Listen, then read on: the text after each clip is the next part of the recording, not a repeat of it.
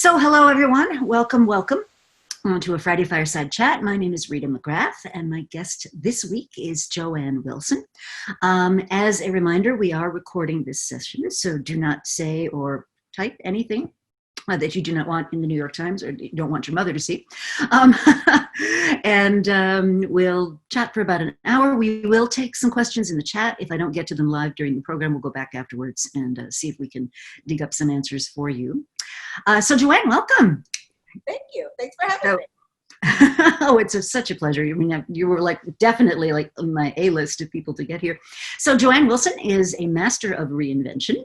She is an angel investor, a mom, an entrepreneur, founder she's in construction, all kinds of things. So sort of the master of the serially different career.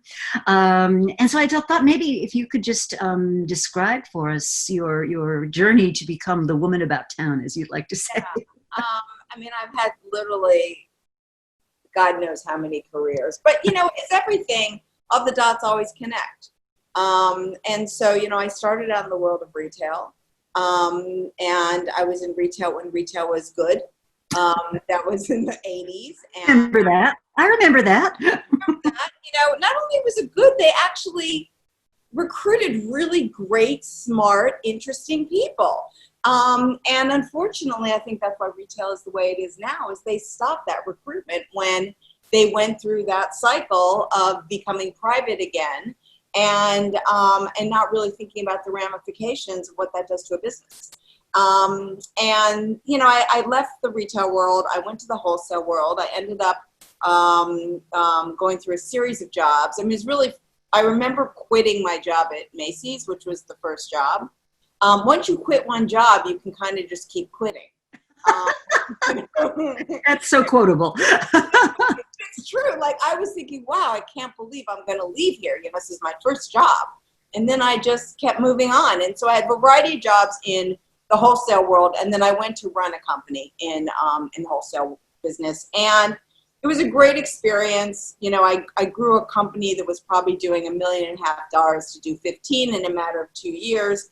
And then I went home for a couple years, and I raised kids, and we moved to the suburbs. We had no money, and our life changed. My husband was a venture capitalist, and I was literally, and is still a venture capitalist, and I was thinking about what I wanted to do next. And being home with the kids was fun until it wasn't. And, I was at a play date one day, and I thought to myself, oh my God, if I do this anymore, I'm going to literally kill them and then kill myself. And so I ended up working in the beginnings of the internet industry, which was in the mid-90s. And I went to work with Jason Calacanis. I was the first employee, although I went for purely being not employed by him, but doing my own thing. And I helped him grow this business until it got so big someone wanted to buy it. He didn't want to sell it. I left. I chaired a nonprofit organization instead.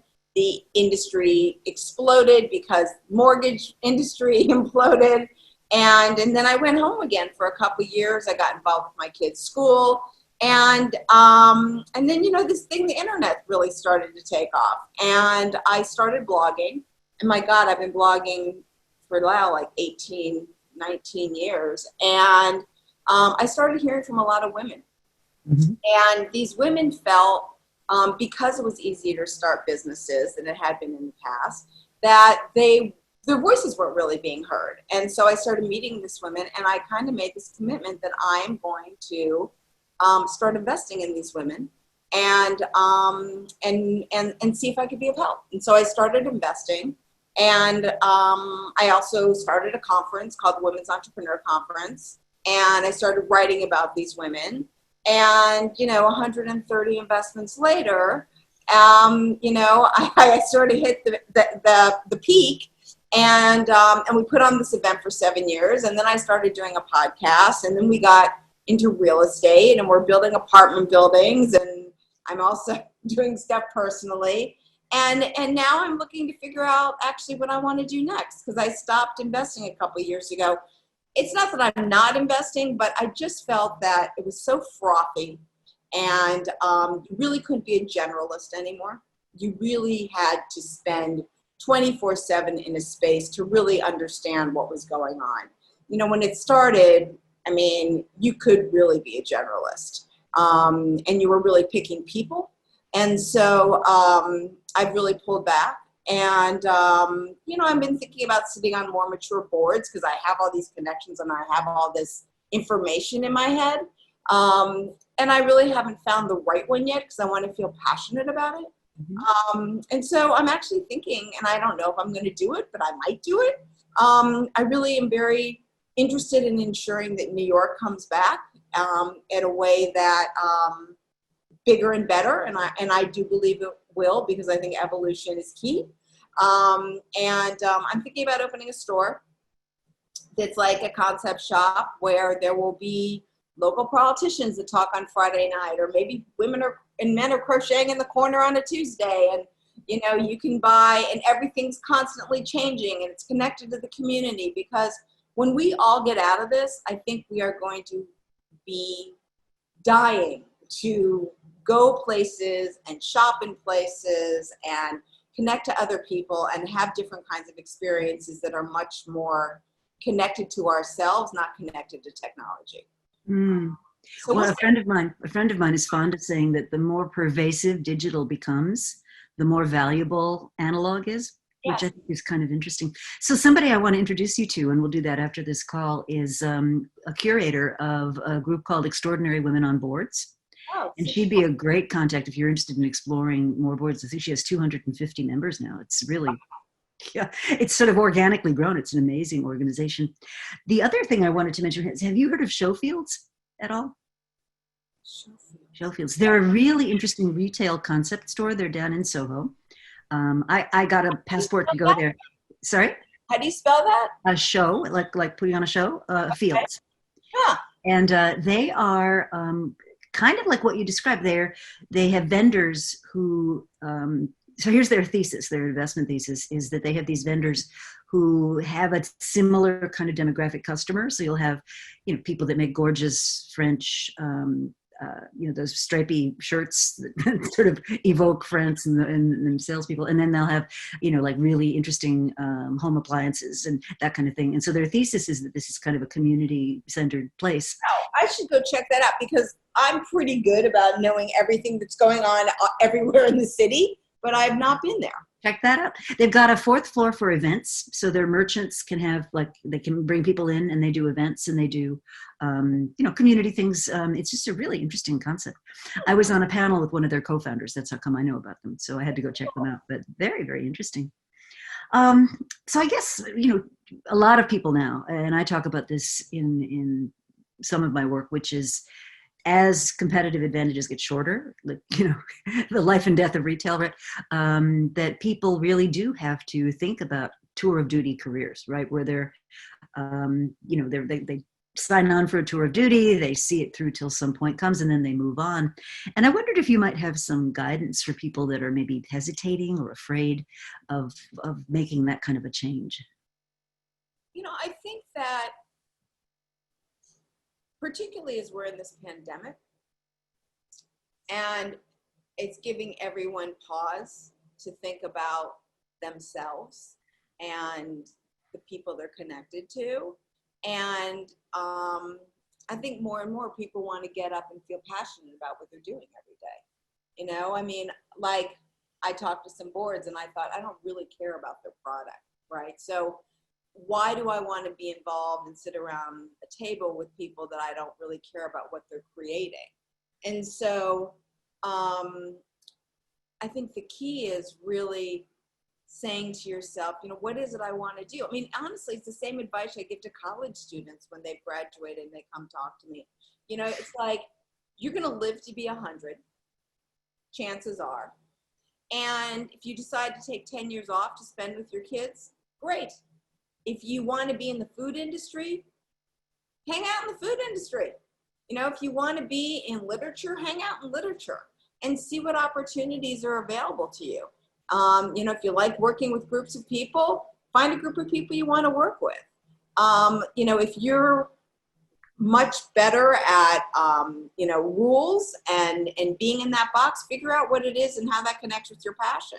I just think that, I know that I'm probably unemployable, and so I have to work for myself. And so, I don't have any problems going out and getting things done. At first it always seems daunting, but it's just imagine like how it's sort of just, it fixes, like just when you have like a huge list on your calendar or on your desk on Monday and you think, oh my God, I'm never going to get this done. And then lo and behold, by Friday, you've done most of the list, and I think it's really the same exact concept. Mm-hmm. One of the things that I talk about, so I run a course called Women in Leadership for Columbia. And we have a whole session on how do you figure out what your particular path, what your vision is. And I always say it's got to be this concatenation of three things, right? So what do you really care about? What are you passionate about? What are you best in the world at? Which is, a lot of people don't don't sort of think about that enough. And then what are you going to get paid for? What's going to drive your economic engine? And where those three things come together is often where the next opportunity can be. Yeah, and I also think, for women that have children, in many ways, it's like raising children. It is. It's like even working with people and managing people and figuring out how to give the best advice to them or yourself. It's all how you put a spin on it so you get what you want. Right. So one of the causes that I know you're supporting right now is a thing called the neighborhood. At least it was on your website. It's a lending group that gives money to people who are in danger of being evicted and builds buildings and so forth. What drew you to that organization?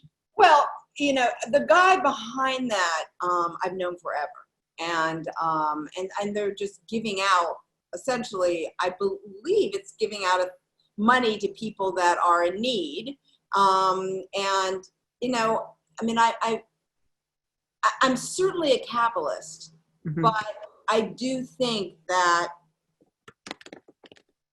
we have a young country and it's not working anymore. Mm-hmm. It's not working for everybody. Mm-hmm. And the concept of helping people in need is a good one. And we should all feel empathy, but the reality is we shouldn't have to have empathy. We should have equality. And if we can have equality and give people opportunities, particularly now when a lot of people are really hurting, I think that's really what is of interest to me. Mm-hmm. That's fascinating. One of my guests, and a good friend of mine, is Zeynep Ton, who is on the faculty at MIT. And she wrote a fantastic book called The Good Job Strategy. And among the things she's working on right now is she said, we can't just throw up our hands and say bad jobs are inevitable. There are 45 million people in this country who have jobs that pay less than $15 an hour. I couldn't believe it when she told me that. And you can't raise a family on that. And what I think many of the executives I speak to don't really grasp is that bad performance on the job can be an outcome, so they all have in their mindset, this person's only worth whatever, $12 an hour. But, if you're working two jobs to make ends meet and you got kids at home and you got an irregular schedule, you're not going to be a super performer, even if you're, Clark Kent. And so the two things go together. Yes. I always believe that education is the key to anything. As far as we know, there's an Albert Einstein sitting in the middle of Nigeria that has never been given the tools to show the brain that she has in her body. And so, there needs to be Medicaid for all, access to education for all. And people that make that kind of money, we should be supporting them so they can live the right kind of lifestyle, that their children have opportunities and roofs over their head and food at the table, and and perhaps they will change what their parents didn't have, but for the next generation. Mm. And how likely do you think it is we'll be able to reach a consensus about that, sort of creating more support? Well, if you look at the data, I I think it's 2021 when women make more money than men in this country. Oh, really? Yes. And we are no longer a white country. So we are really a multiracial country, and that is the majority of the people. And so I want to believe that if they all go out and vote and they all create a voice, as we're seeing so many women, so many African Americans, and Latinos run for offices, I think over time, we'll see a shift in how our country is run. Mm-hmm. That's going to be fascinating. One of the interesting bits of research that I did actually last March. So, when all this was happening, I was going to write this fantastic newsletter about International Women's Month. And so I was doing all this research on the coming global transfer of wealth to women. And one of the things that I thought was so interesting was that there is going to be this enormous shift of wealth to women because we live longer and we tend to inherit from our parents as well as from our spouses. And that women investors actually behave differently than male ones, that they tend to have much more of a focus on, if I recall the arguments, much more of a focus on purpose. So I'm investing for a specific reason, not just to win. There's a goal I have in mind. They tend to be much less like high risk in terms of volatility, and they tend to be much more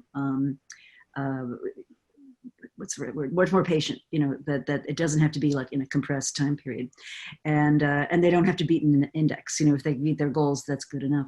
And so I know you've been, obviously you're a woman investor, and I know you've invested in a lot of companies. Do you think there are advantages that women investors and/or women entrepreneurs have as they think about their businesses? Yeah, I think actually all four things you said are spot on. Women tend to. Well, the good thing about women is they tend to cross their T's and dot their I's. And the bad thing about women is they tend to cross their T's and dot their I's. I think that women have been very risk adverse, unfortunately, in terms of investing. That many of them that have created their own personal wealth have done it in industries that tend to be more conservative. And so when they're going out and they're putting their money back into other businesses that they see wanting to support women, they tend to be a little more conservative before just jumping into the game. And so, I see these men. I mean, it's amazing. They're like some that have been so successful, and they have one conversation with the founder, and boom, sure, I'll give you $250,000. And I think, God, no woman would ever do that. and they lose patience after a while. Some of them don't even pay attention after they've made the investment. Whereas women are not like that. Women are, what can I do? What have I learned? How can I be of help? And very maternal in that way. So I think women are great investors, and they're great entrepreneurs. I mean, they really do think about their team. They think thoughtfully. They think about what they want to do. And I think that has been one of the things that I have spent really as a consigliere to all the women I've invested in is you have to, I don't want you to be a guy, but I do want you to be bolder and take more risks. Put the cart before the horse is a very, very hard thing for women to do. Yeah, I can see that. And can you think of a case where they really did shift a decision?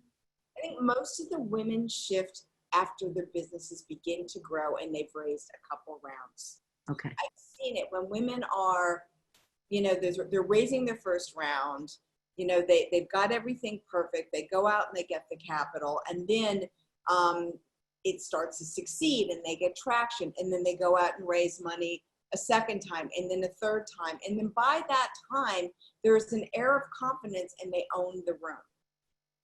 Unfortunately, some of these women who have owned the room, and we're seeing this in the press, is that they have not been so nice and understanding to the people that they are managing and working with. Mm-hmm. And the ones that are, women tend to navigate their lives differently.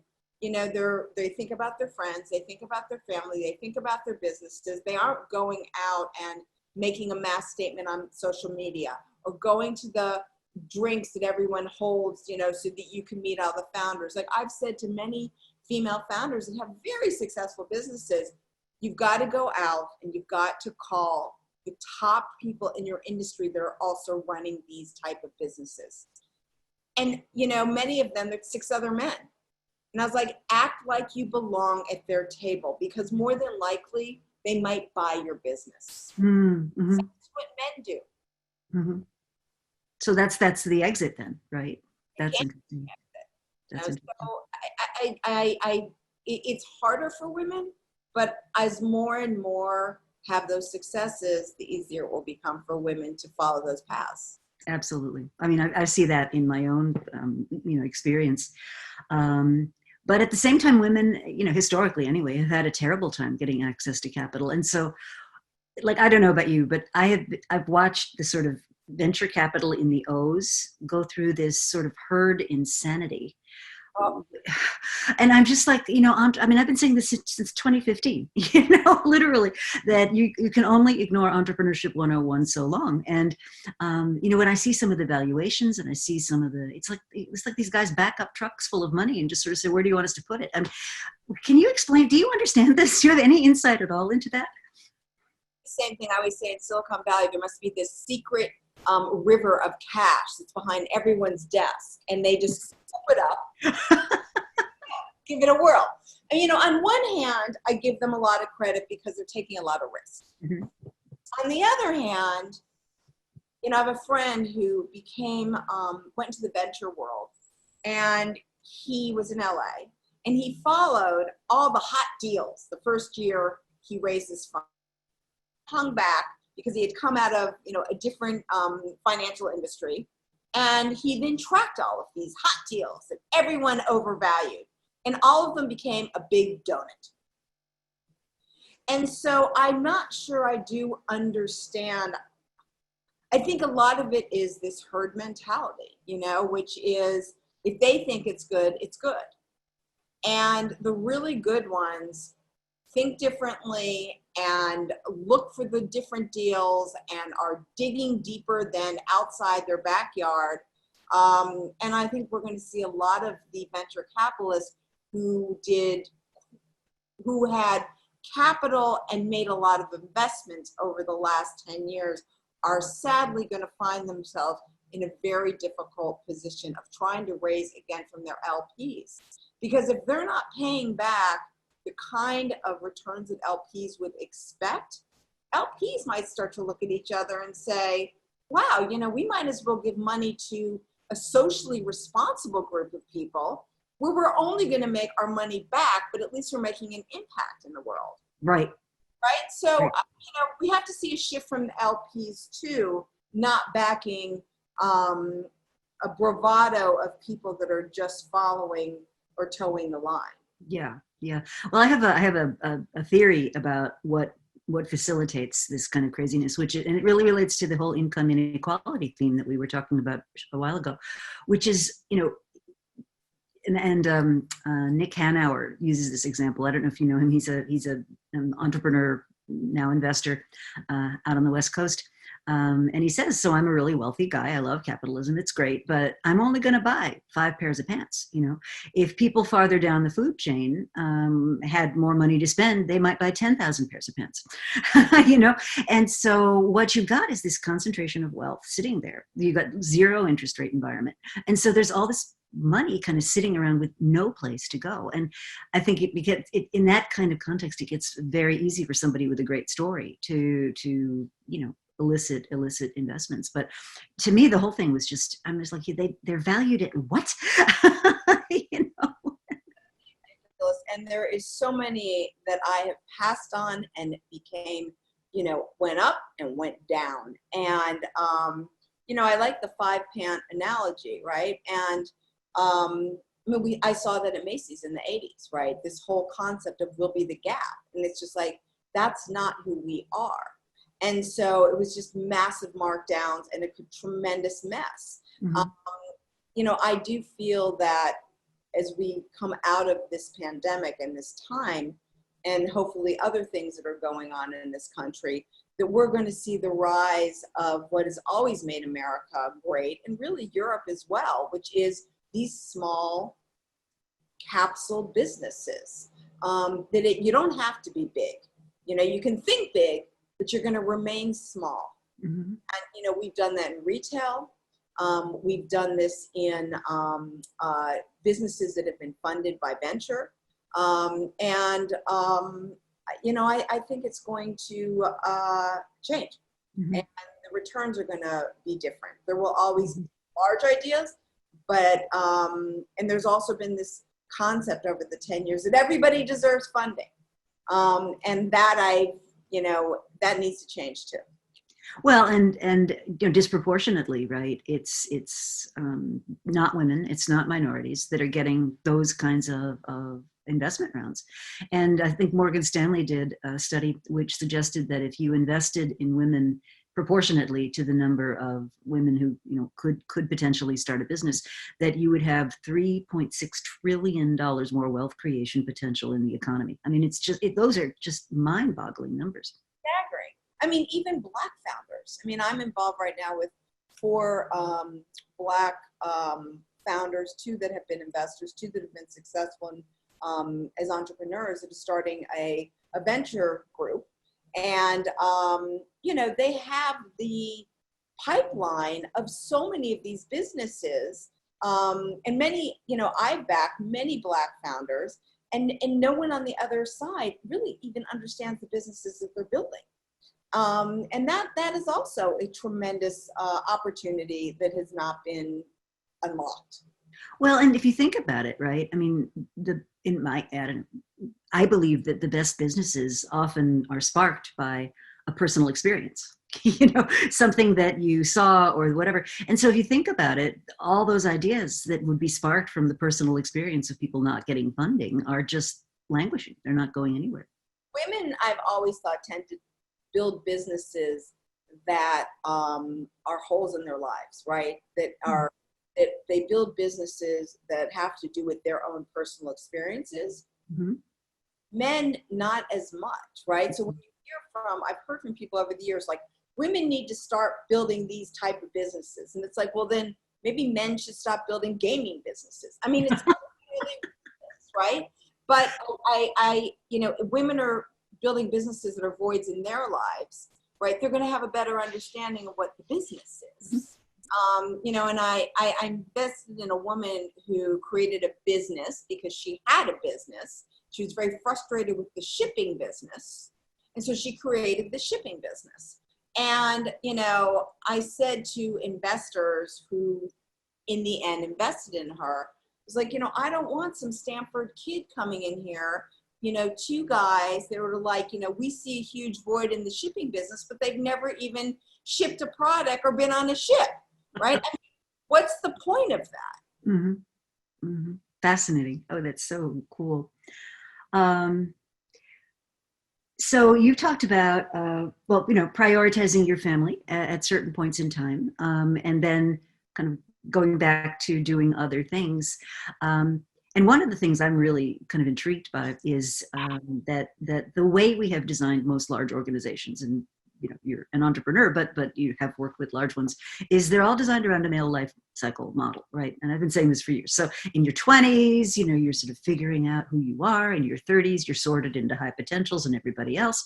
In your 40s, you're sort of taking the reins of command. In your 50s, you're allowed one, massive midlife crisis. And then in your 60s, you're exhausted and you want to go off and play golf. But I just don't think that works for women. And one of the things that I'm really intrigued by is, as we think about these tour of duty careers that we're starting to embark on, is the ability of women, in their 50s, 60s, even 70s to really, it's my turn now. Like, let's start a whole new way of being. Now, how does that look from what your vantage point?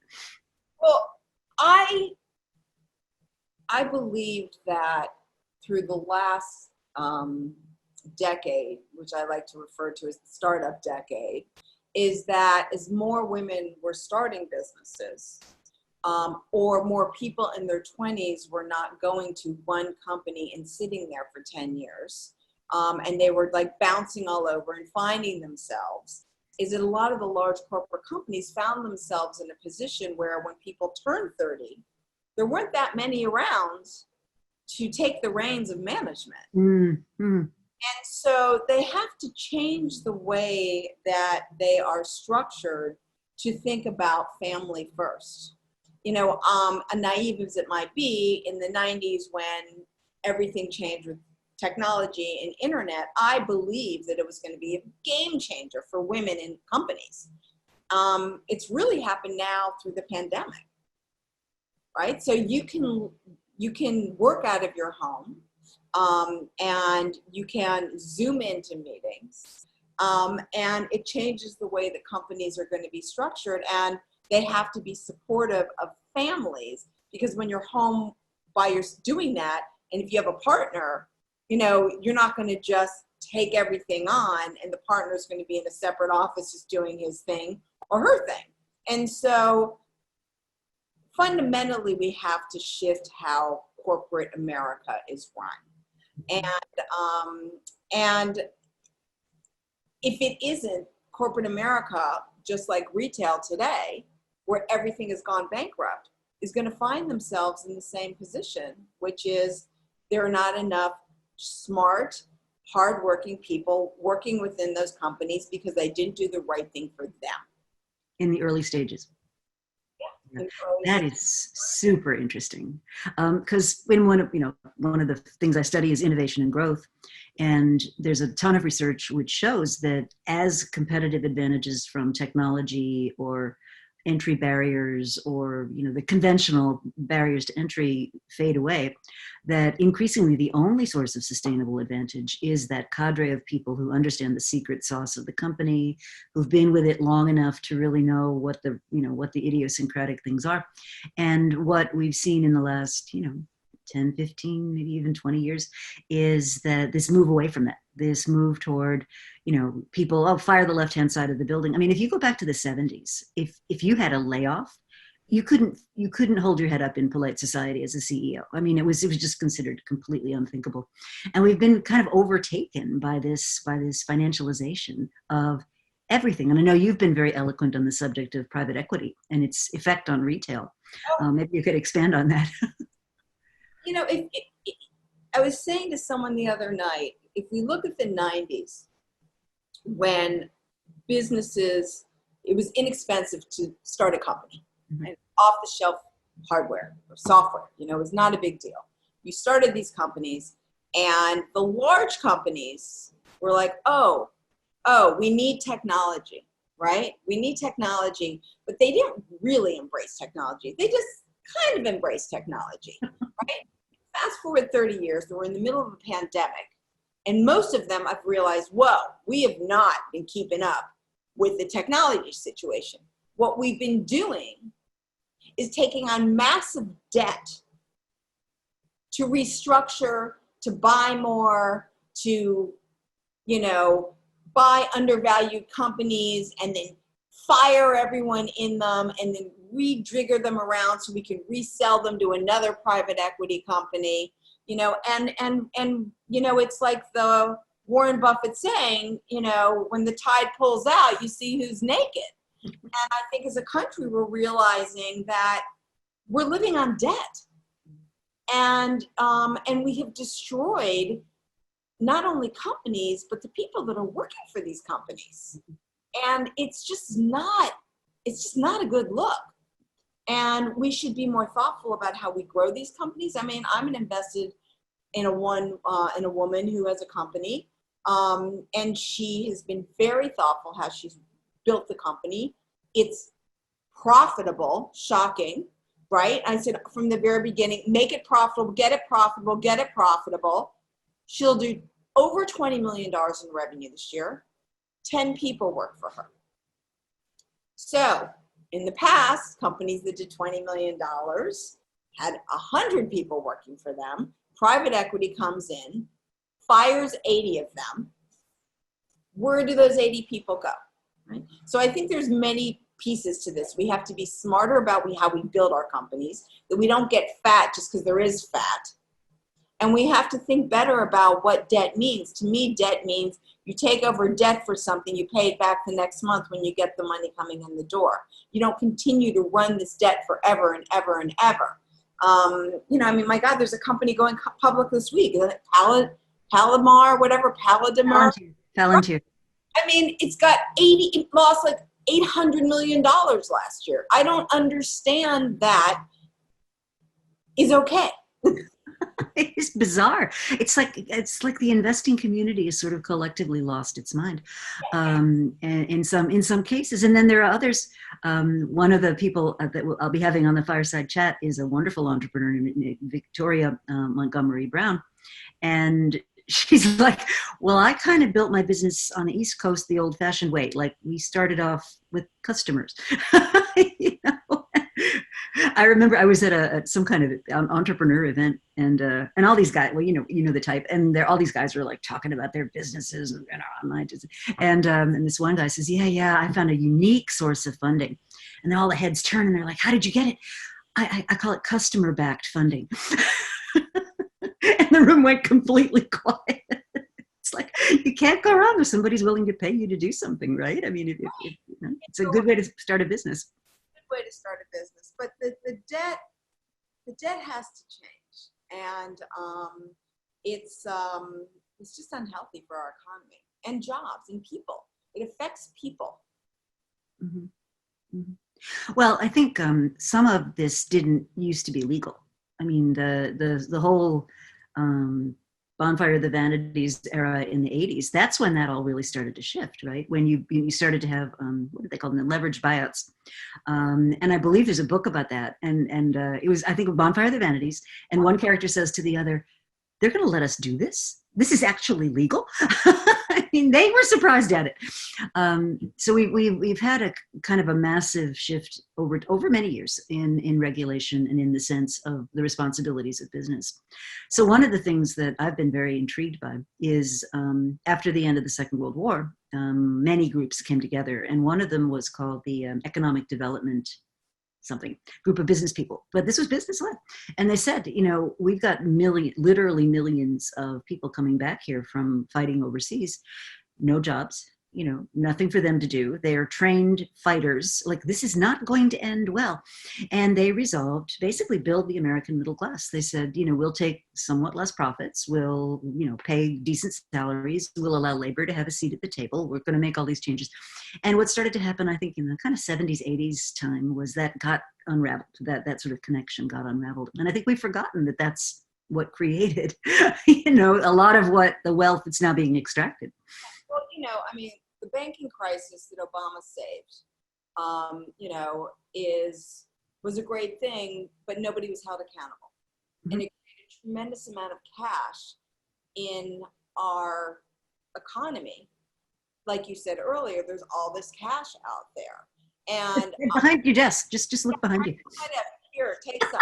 And, I think that I don't understand why the government, even through this pandemic, hasn't said, let's have a bill for infrastructure. Let's have a bill for new transportation. Let's have a bill for building new houses, for affordable houses for middle income and low income. Let's rethink education platforms, because they can hire all these people that will then have jobs and then get a paycheck, and they put the money back into the economy through taxes and feeling good about themselves.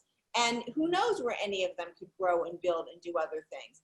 I mean, this whole concept of like giving money to the wealthy and not rebuilding our country, I don't understand it. It makes zero sense to me, because everyone has to be part of rebuilding our economy. Mm-hmm. Mm-hmm. Yeah, it's really a shared responsibility. So you were talking about years ago, just speaking of wealth, sort of getting married, moving in together, having no money at all. How did you sort of shift from that position? We have,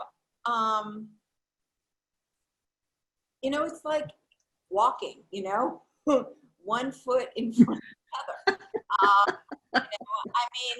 No one told me what it was going to be like when I had kids, that you'd be responsible for these living, breathing creatures. Like, you can't buy a package of batteries without these like safety instructions coming in, and yet you can bring a kid home from the hospital without even a guidebook.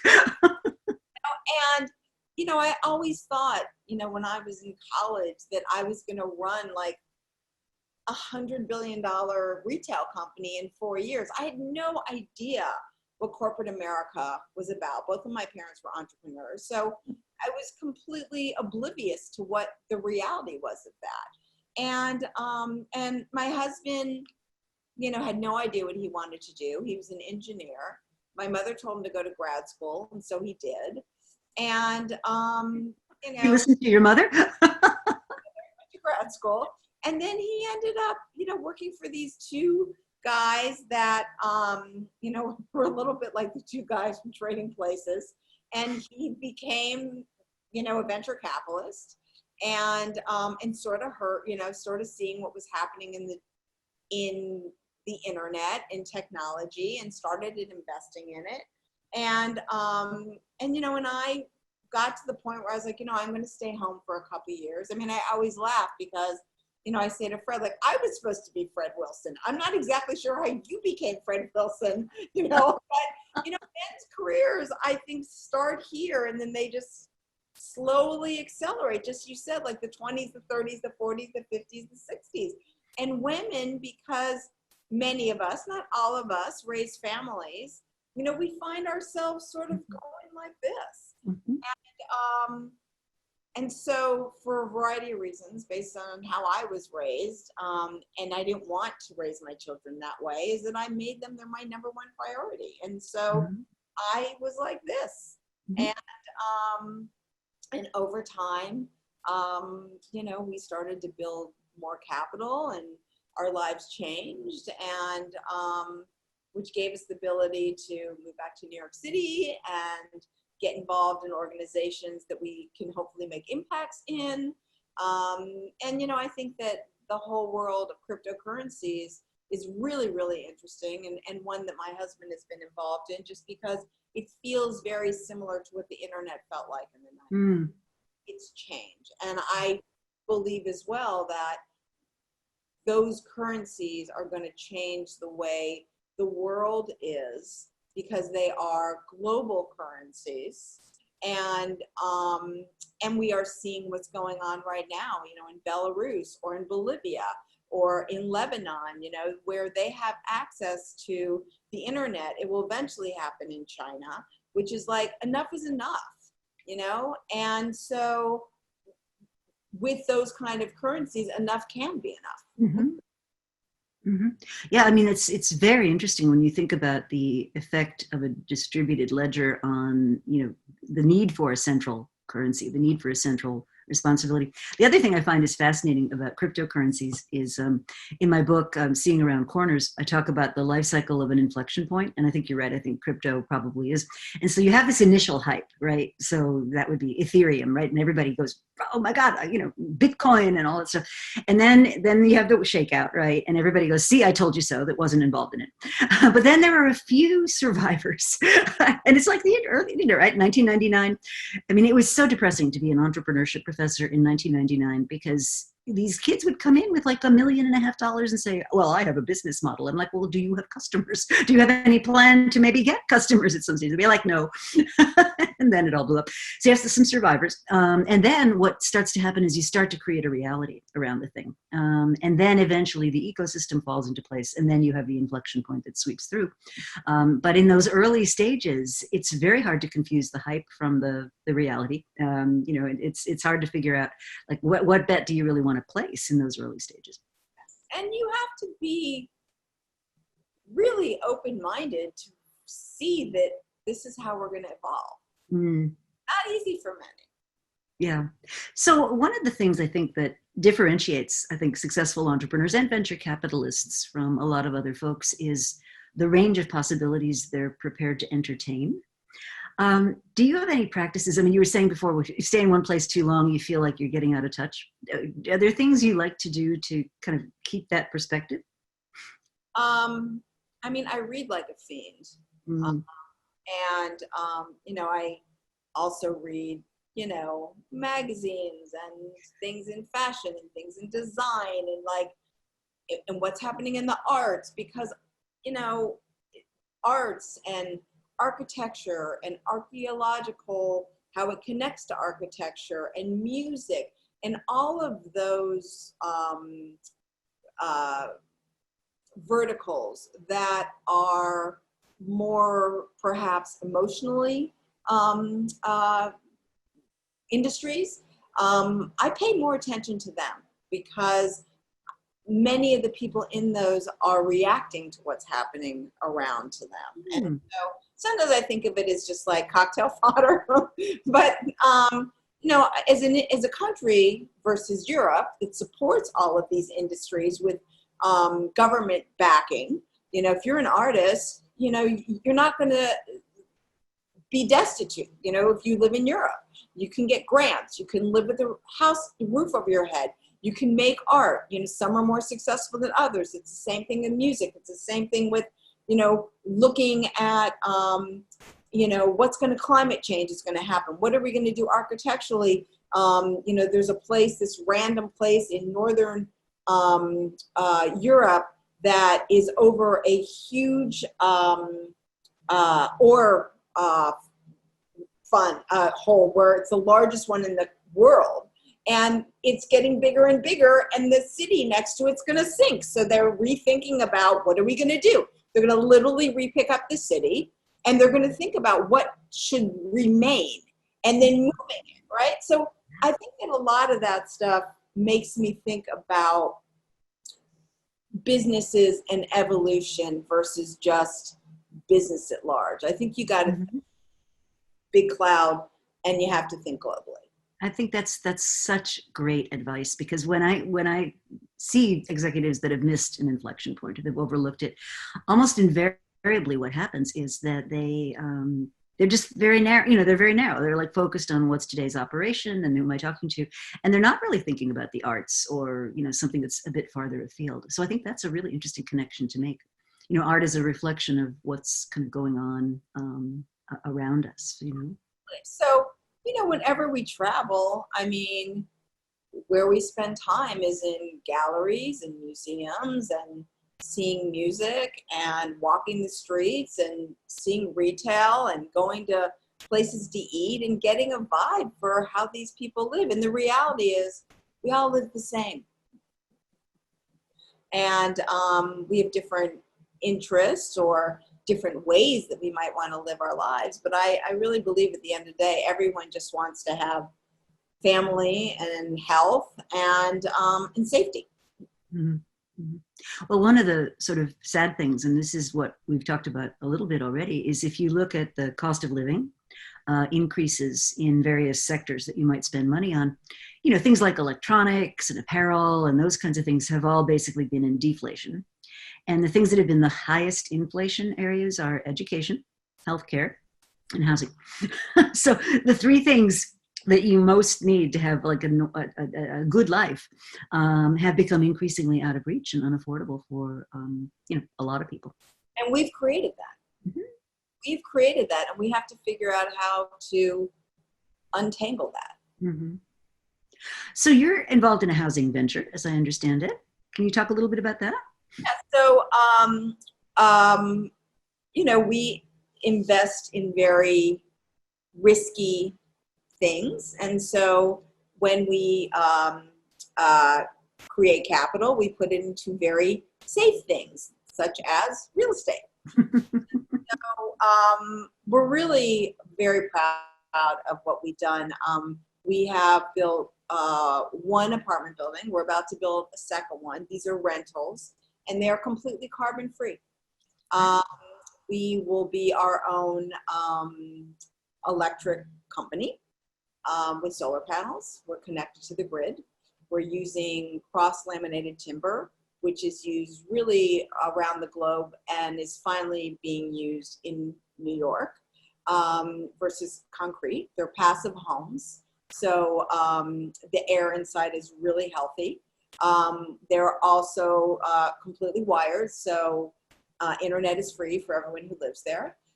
There's compost. There's a place to put your bikes. Everyone has an outdoor area. The elevator gets off at your door. So all of the things, and they were built thinking like, if I was going to live there, how would I want to live there, right? So they're really nice, and they're completely designed for the next generation that wants to do the right thing for our society and for our environment. And where is it located? Located in Brooklyn. Mm-hmm. And we are also actually have 2 retail spaces underneath.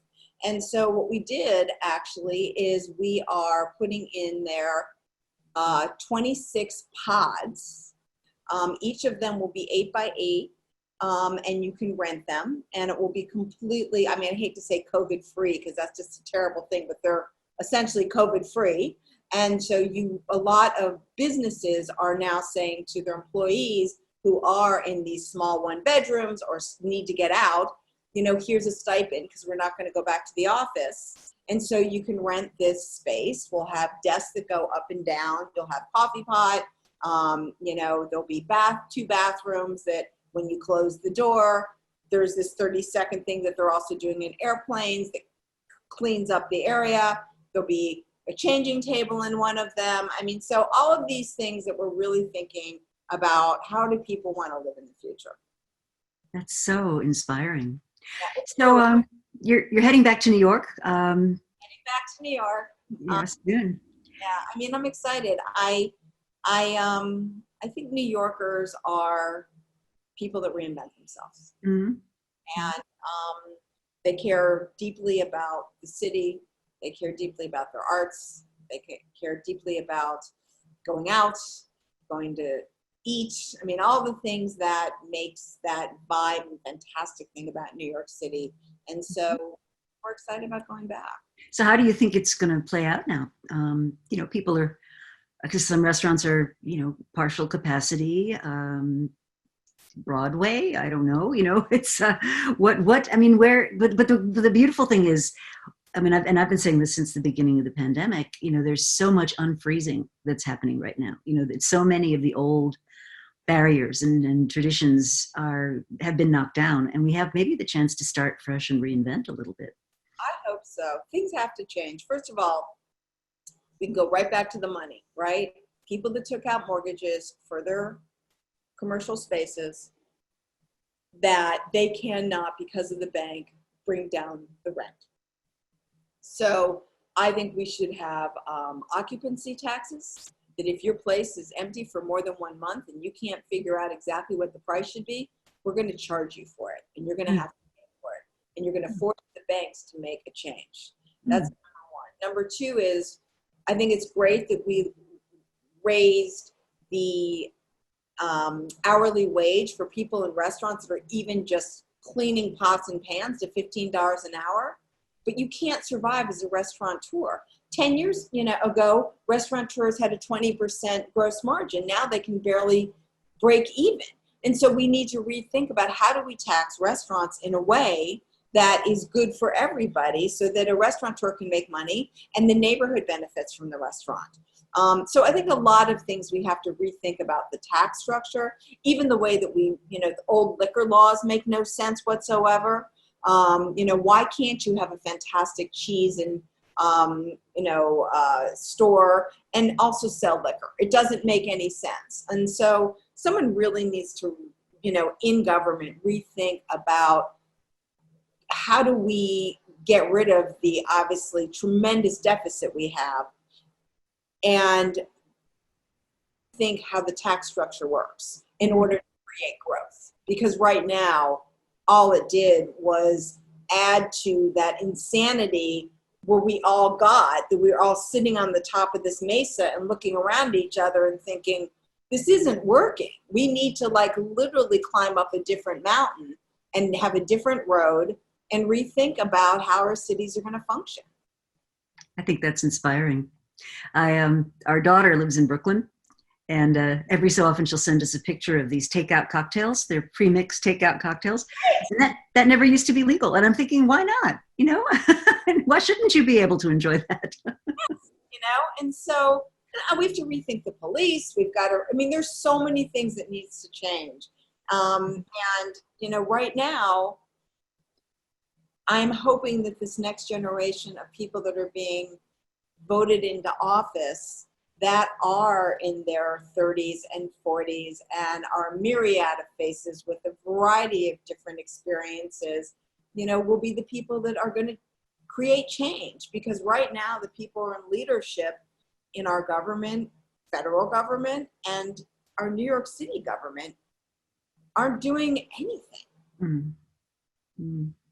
Yeah, I used to work for government I'm dating myself now, back in the Koch years, the how am I doing age.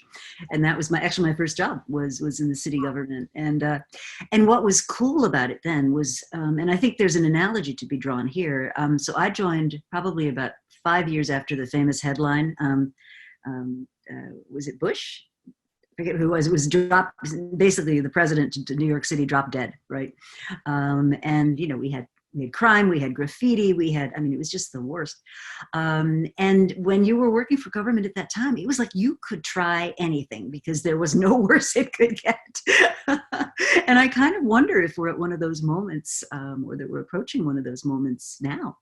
I think we are. I mean, during the 70s, Rudin basically created a team of people Yes.